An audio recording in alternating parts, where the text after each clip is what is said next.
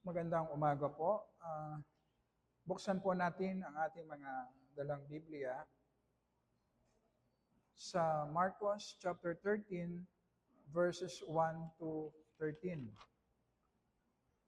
Mark chapter 13 verses 1 to 13.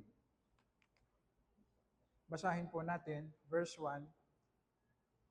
Sa paglabas niya sa templo, sinabi sa kanya ng isa sa kanyang mga alagad, "Guro, tignan mo, pagkalalaking mga bato at pagkalalaking mga gusali." Sinabi sa kanya ni Jesus, "Nakikita mo ba ang malalaking gusaling ito? Walang matitira ditong isamang bato sa ibabaw ng kapwa bato na hindi ibabagsak." Samantalang siya'y nakaupo sa bundok ng mga olivo sa tapat ng templo, tinanong siya ng lihim ni na Pedro, Santiago, Juan at Andres, "Sabihin mo sa amin, kailan mangyayari ang mga bagay na ito at ano ang magiging tanda kapag malapit ng maganap ang lahat ng mga bagay na ito?" Si Jesus ay nagsimulang magsabi sa kanila, "Mag-ingat kayo na baka mailigaw kayo ng sinuman. Maraming darating sa aking pangalan na magsasabi, 'Ako siya,' at maililigaw nila ang marami." Verse 7, "Subalit kapag nakarinig kayo ng mga digmaan at ng mga balita ng mga digmaan, huwag kayong mabahala. Ang mga bagay na ito ay dapat mangyari, ngunit hindi pa iyon ang wakas. Sapagkat maghihimagsik ang bansa laban sa bansa at ang kaharian laban sa kaharian, at lilindol sa iba't ibang dako, magkakaroon ng taggutom. Ang mga ito'y pasimula lamang ng paghihirap. Ngunit para sa inyong mga sarili, mag-ingat kayo, sapagkat kayo'y ibibigay nila sa mga Sanhedrin at kayo'y hampasin sa mga sinagoga. Kayo'y tatayo sa harap ng mga gobernador at ng mga hari dahil sa akin bilang patotoo sa kanila.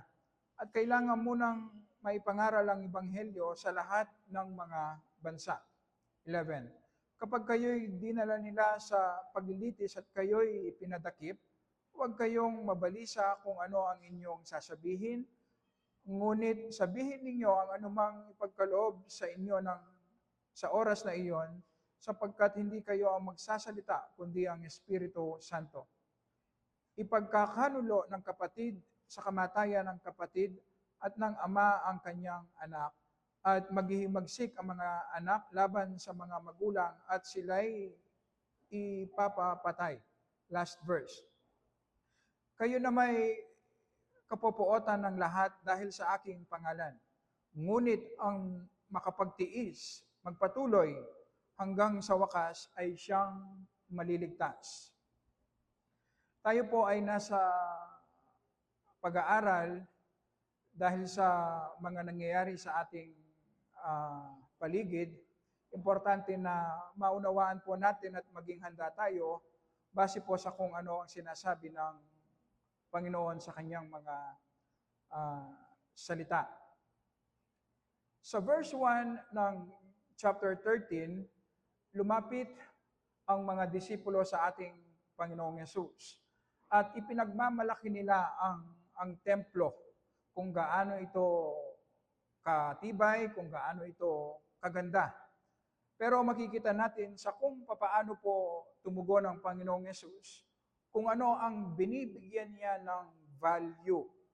At sinabi ng Panginoong Yesus na darating ang panahon na mawawasak ang templo, mawawala ang magandang templo. Ganito ang naging tugon ng Panginoong Yesus dahil sa pagrebelde, pagtanggi ng mga Hudyo sa ating Panginoong Yesus dahil ni-reject ang Mesaya. At makikita natin dito na hindi naman masama ang magkaroon ng magandang building, pero makikita natin na ang binibigyan ng mataas na value ng Panginoong Yesus ay hindi po ang itsura ng building, kundi ang klase ng buhay na meron tayong mga mananampalataya. Napakahalaga po sa atin kasalukuyan na makuha natin ang puntong ito. Na nagpipray tayo na gusto nating magkaroon ng sariling lupa, sariling building para sa ating church, at dapat naman na ilapit natin sa Panginoon at wala pong masama. Pero wag nating kakalimutan na mas mahalaga sa Panginoon ang buhay natin, ang klase ng buhay nating mga mananampalataya. Mas mahalaga sa harapan ng Panginoon na ang kanyang salita ay matapat na naipapahayag sa kanyang iglesia, at tayo pong mga mananampalataya ay nababago ang ating mga buhay sa wangis ng ating Panginoong Yesus, at tayo po ay sumusunod sa kanyang kalooban. Ang ibig sabihin po, kailangan magkaroon tayo ng tamang prioridad pagdating po sa gawain ng Panginoon. Pwedeng hindi tayo bigyan ng sariling lupa o sariling building ng Panginoon, pero kung nagiging matapat tayo sa kanyang salita, sumusunod tayo at binabago tayo ng Panginoon, ang ibig sabihin po, na-accomplish ng Panginoon kung ano ang importante at nalulugod ang Panginoon sa atin. Pwede kasing meron tayong sariling lupa, magandang building, pero hindi naman nababago ang buhay natin. Wala ring sense. At ang Panginoon po ay hindi nalulugod sa ganong klaseng ng buhay. Kailangan lang tayong ma-remind dahil ito ay isang temptation sa atin. At sa kung paano po sumagot ang Panginoong Yesus na nawawasakin ang templo, lumapit ang mga disipulo ng palihim sa ating Panginoong Yesus upang itanong, kailan mangyayari na mawawasak ang templo? At ano yung mga signs na parating na ang time na ito?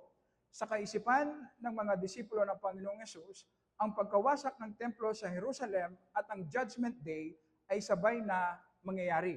So sa kanilang isip, kapag nawasak ang templo, ang ibig sabihin, tapos na ang mundong ito. So kasama sa kanilang tanong, kailan ang Judgment Day? So dalawa po ang sinagot na tanong ng Panginoong Yesus, at isa lang po ang kanyang sagot. Makikita natin na ang templo sa Jerusalem ay nawasak po noong AD 70. Within 40 years ng pinredict ng Panginoong Yesus. Pero ang sinasabi sa atin, kung paano po nawasak ang templo sa Jerusalem, kung ano yung mga pangyayari bago nawasak ang templo, ganun din ang mangyayari bago po dumating ang Judgment Day ng Panginoon. So ang ibig sabihin, ang pagkawasak ng templo ay picture, shadow ng Judgment Day na paparating. So dalawang tanong ang sinagot, at makikita po natin na sa sagot ng ating Panginoong Yesus, kung maunawaan natin, magiging handa tayo sa klase ng buhay na meron tayo. Na kung ano ba ang naghihintay sa atin na mananampalataya. So ang unang punto na gusto ko pong makita natin, importante na magkaroon tayo ng tamang expectation sa magiging buhay natin sa pagitan ng una at pangalawang pagdating ng ating Panginoong Yesus.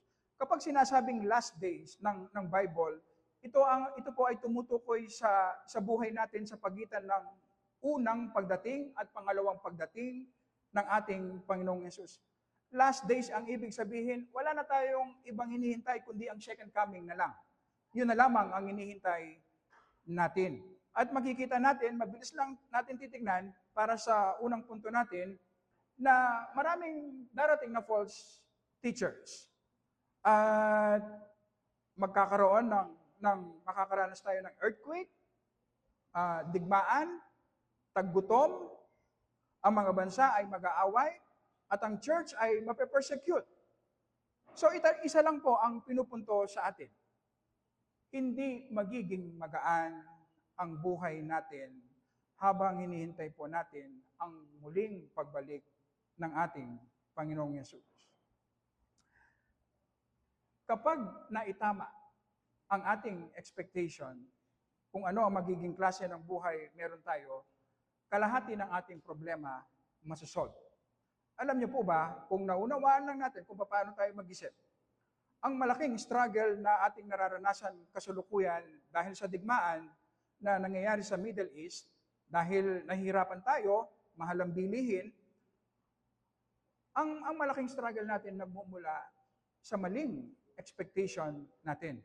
Nadi-disappoint tayo. Kasi meron tayong kaisipan na merong good times, na magiging magaan ang buhay natin. Naniniwala tayo sa langit, pero iniisip natin, dito pa lang, mararanasan na natin ang langit. Kaya nga merong prosperity gospel. Kung manampalataya ka lang kay Jesus, hindi ka magkakasakit. Magiging mayaman ka, mawawala ang iyong problema. Ang iniisip nila, dito pa lang sa mundong ito, mararanasan mo na ang langit. Hindi man natin tinuturo ang ganitong klaseng katuruan, hindi man natin ini-embrace, pero deep within, dahil ito ang default setting natin, meron tayong ganitong paniniwala. Kaya kapag dumating kung ano ang mangyayari na sinabi na ng Panginoong Yesus, nadi-disappoint tayo. Hindi magiging madali ang buhay natin at walang nagsabi na magiging madali ang buhay natin sa mundong ito. Magiging mahirap.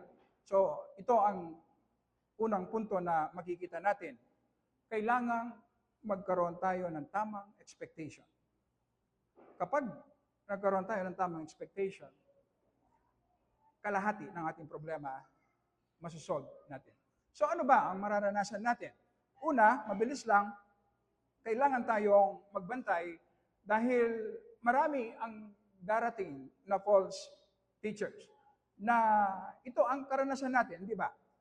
Sa pag-aaral sa muling pagdating ng Panginoong Yesus, maraming nagbibigay ng date. Kailan ba darating ang Panginoong Yesus?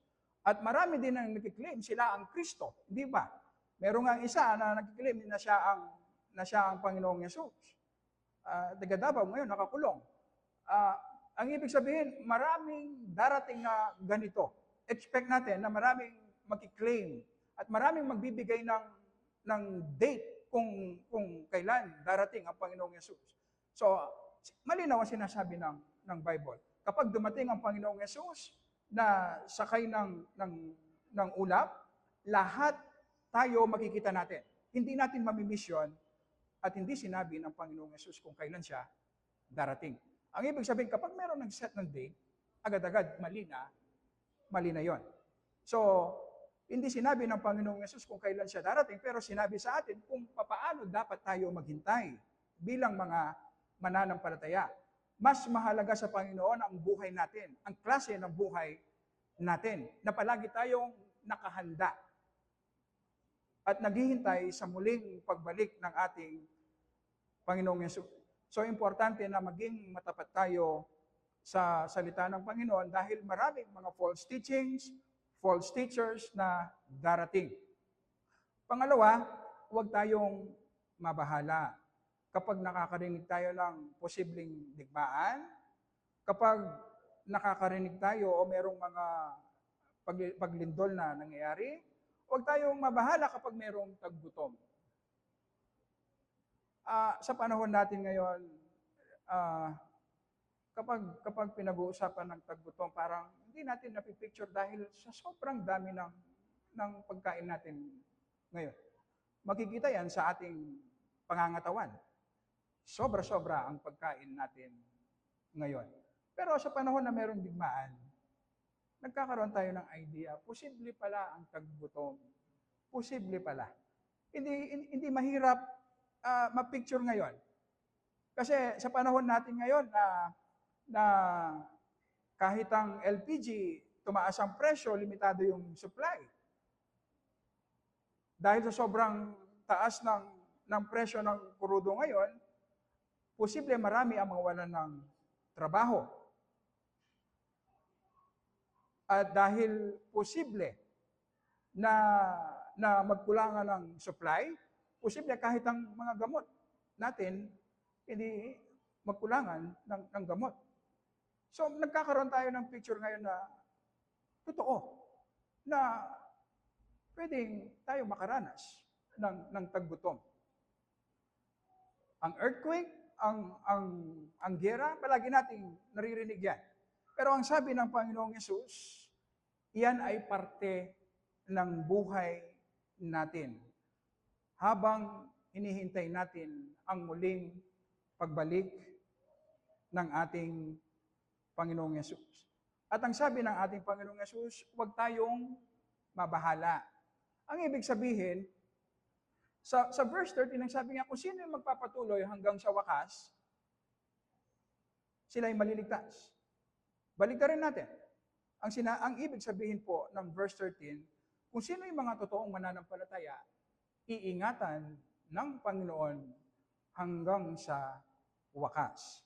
At palagi tayong tumitingin sa ating Panginoong Yesus na kung ibinigay ng Diyos Ama ang kanyang kaisa-isang anak na siyang namatay sa krus bilang ating kahalili para bigyan ng solusyon ang problema natin sa kasalanan, sa impyerno, at bigyan tayo ng buhay na walang hanggan, kung nabigyan ng solusyon ng Diyos ang ating pinakamalaking problema sa kasalanan, ang ibig sabihin, madali na lang para sa Panginoon na ingatan niya tayo sa gitna ng maraming problema o crisis na ating kakaharapin sa mundong ito.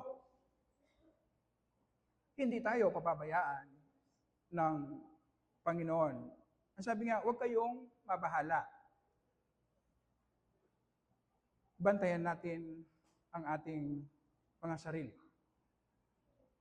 Nakikita natin ngayon ang mga unbelievers, merong lumalabas na balita bilang reaction ngayon sa kahirapan ng buhay. Ang ninanakaw ngayon, gasolina. Hindi po ba? Merong nakapark na truck sa daan. Dahil full tank, ninakaw yung gasolina, worth 10,000. Maghintay pa tayo, marami pang lalabas na ganyan. Tayo mga mananampalataya, huwag nating isipin na hindi mangyayari sa atin ang ganyan. At ito ang dapat bantayan. Na tayong mga mananampalataya, dahil sa sobrang hirap ng buhay, magko-compromise tayo. Tayong mga mananampalataya, dahil sa sobrang hirap ng buhay, magnanakaw tayo. Tayong mga mananampalataya, dahil sa sobrang hirap ng buhay, pababayaan natin yung mga nangangailangan. Ang ibig sabihin, kung ano yung ginagawang masama ng mga unbelievers, posible din nating gawin. Wala tayong kontrol sa kung ano ang mangyayari sa mundong ito. Pero meron tayong kontrol sa kung papaano tayo tutugon.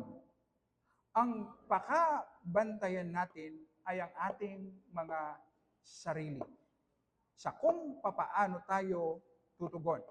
At kung naunawaan natin, tayong mga mananampalataya dahil sa remaining sin, ang ibig sabihin nagkakasala tayo. Pero meron tayong power na hindi magkasala. Pero kung naging pabaya tayo, gagawin din natin kung ano yung ginagawa ng mga unbelievers. At ito ang ayaw nating mangyari. Sa panahon na paparating ang crisis, pahirap ang buhay, ang ibig sabihin, ilalabas ng Panginoon kung anong kalidad ng pananampalataya meron tayo. Lalabas yan. At ito ang pakabantayan natin sa ating mga sarili. Na ang lumabas sa atin ay ang pagtitiwala sa Panginoon. Na mas mahalaga ang pananampalataya natin kesa sa pagkain. Na mas mahalaga ang Panginoon kesa sa comfort. Na tunay nga nating minamahal ang Panginoon at ang ating kapwa bago ang ating sarili. At importante na makatugon tayo ng tama. Dahil sa susunod nating punto, ang ganitong klaseng crisis, magbubukas yan ng maraming gospel opportunities. maraming gospel opportunities. Kung tayo mismo na mananampalataya, napaparalyze, mas lalo tayong nagiging makasarili, natatakot, paano tayo magmi-minister sa ibang mga tao? Sa panahon na yun na pahirap ng pahirap ang buhay, sigurado. Halimbawa na lang, ang prosperity gospel ngayon. Sa panahon ngayon, kahit hindi mo turuan, alam nila, mali yung kanilang paniniwala. So marami ang magdududa, ano ba ang tama? Diyan tayo papasok, tayo mga mananampalataya. Maraming mga tao ang magugutom. Ano ba ang plano ng Panginoon? Saan ba papunta ang mundong ito? Marami ang magtatanong, saan ang Panginoon? Kailangan nila marinig ang gospel sa atin. At yan ang gusto nating gawin, na makatugon tayo ng tama, hindi tayo maparalyze, hindi tayo mag-worry, kundi magtiwala tayo sa Panginoon, na ipoprovide niya kung ano ang kailangan natin, ipoprovide niya ang pagkain natin, at kailanman, hindi tayo pababayaan at iiwan ng Panginoon. Kapag meron tayong ganitong confidence, magkakaroon tayo ng power na mag-minister sa mga ibang tao na wala sa ating Panginoong Yesus. Ito ang expect natin. Magbubukas ng malaking opportunity para sa church ang crisis na paparating. At ito ang opportunity sa atin na magtrabaho. I-preach ang gospel. Hindi ito ang oras para maging tamad. Hindi po. Hindi ito ang oras para matakot. Hindi po. Ito ang oras na magtrabaho tayo bilang isang iglesia dahil magbubukas ng maraming opportunities ang Panginoon. Mamaya lamang sa Marcos Village, ang ating iglesia ay magbibigay ng mga relief goods. Ito ang tinuturo ng Panginoon na tumulong tayo sa mga nangangailangan. At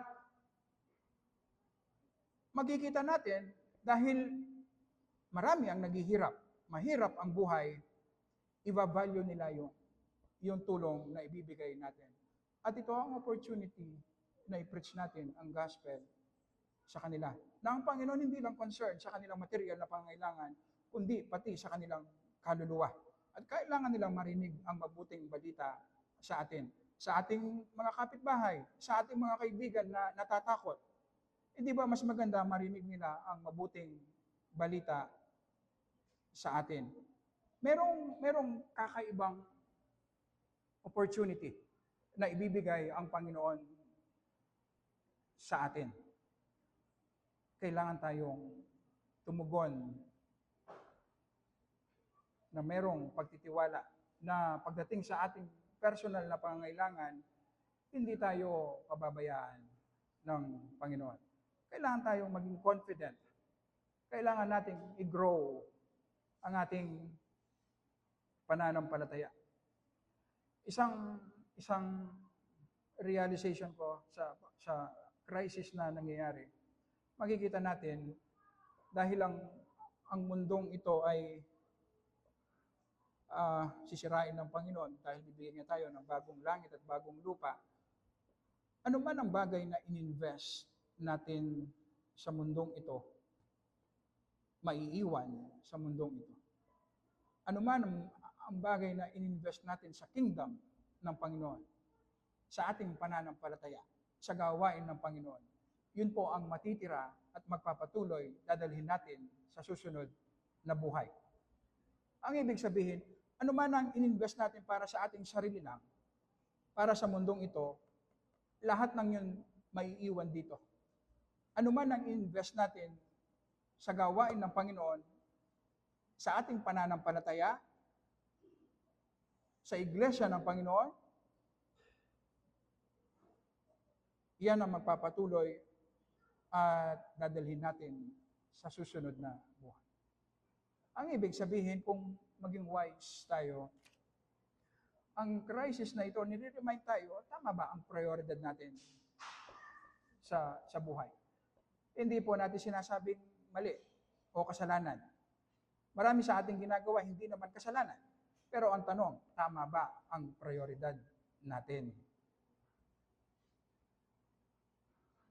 paano mo ini-spend ang iyong oras, ang iyong kalakasan, ang iyong resources na pinagkatiwala ng Panginoon sa iyo? Ini-spend mo lamang ba para sa mundong ito? Para sa iyong sarili? Para sa mga temporal na bagay?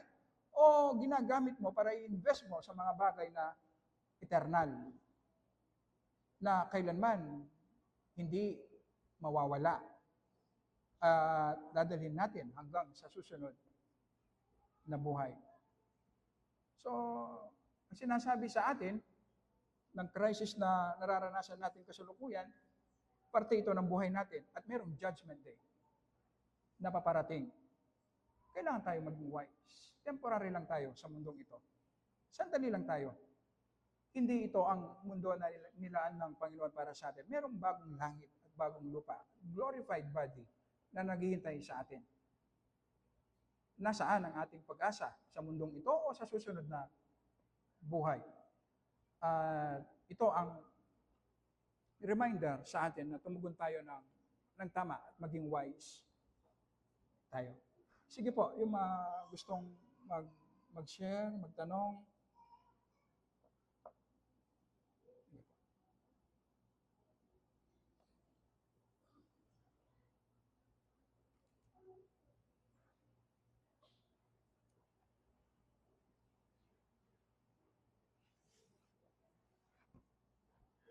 Si Sister Juliet, gusto niya magtanong.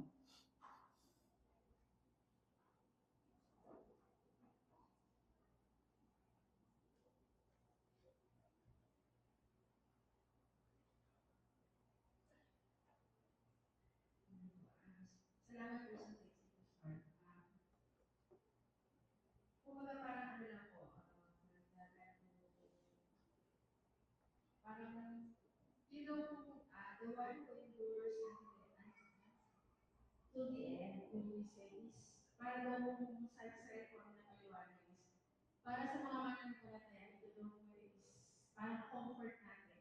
Kasi alam natin na tayo itataluin ng Panginoon hanggang sa wakas. Sa iyo, nag-aano sa atin, nag-iingat sa atin. Nag-iingat, oo. Pagdating ako sa mga hindi mananampalataya, parang sa kanila sumpain ko. Kasi alam natin na yung matututunan nila is distraction. Na, yun po, talagang ang kamay ng Panginoon ay nasa kanyang mga anak at yung mga hindi na talaga. So, kaya ito yung nagsisilbing warning sa atin. Sa panahon ng crisis nga, lalabas yung tunay nating kulay. Lalabas yan. Lalabas. Yung mga hindi naman tunay na nananampalataya, pero sumasabay, sa panahon ng paghihirap, tatalikod yan. Kasi wala nang mapapala. Wala na. At ganoon din sa mga tunay na mananampalataya, anong klaseng pananampalataya meron tayo? Lalabas yan sa kung paano tayo tutugon. Kaya, hindi natin makokontrol kung ano nangyayari. Pero bantayan natin ang ating sarili. At huwag nawang mangyari sa ating iglesia na dahil sa kahirapan ng buhay, mayroong nagnakaw o mayroong nag-compromise ng pananampalataya. Huwag sana mangyari sa atin.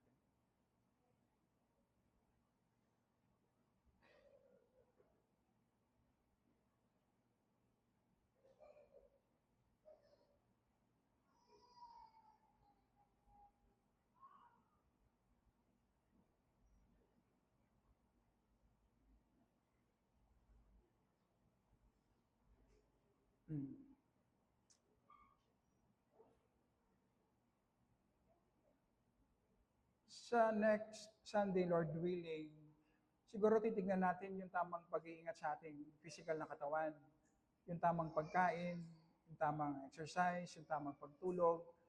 Kapag nakita natin yun, makikita natin, konti lang yung kailangan talaga natin. Hindi natin kailangan ng marami. Konting pagkain lang, mabubuhay tayo.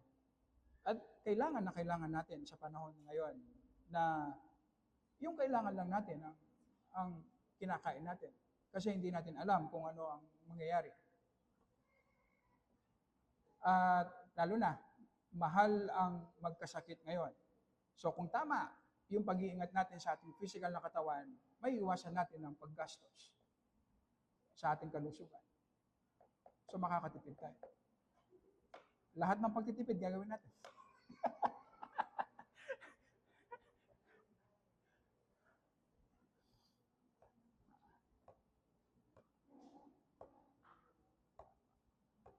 Okay. Kung gusto niyo po mag-share kung ano yung realization niyo sa nangyayari ngayon sa ating paligid, sige po. Si Sister Bella, meron siyang pinost na mag-rice cooker na lang tayo, 2. Kasi walang LPG. Ay, di mag-rice cooker.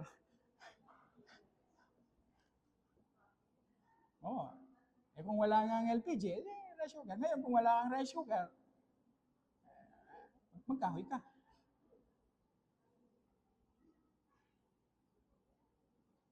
Basta tanggapin natin kung ano yung binibigay ng Panginoon, kung ano yung provision niya, maging kontento tayo.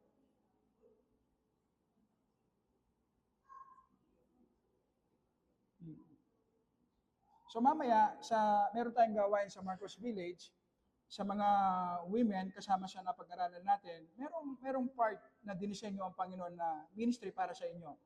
At mamaya, maraming mag-a-attend sa Bible study, karamihan mga babae. Brother Elvis. So, kailangan yung mga women doon na mag-minister po sa mga attendees natin. Kamukha nga ng napag-aralan natin, hindi ito ang time para magtamad. Ito ang time na maging masipag tayo sa gawain ng Panginoon.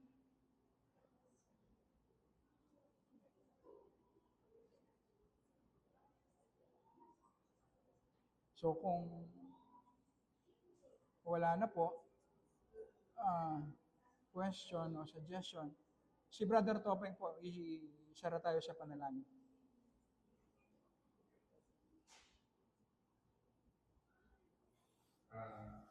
Aming dakilan Diyos, salamat po kami sa worship ng umaga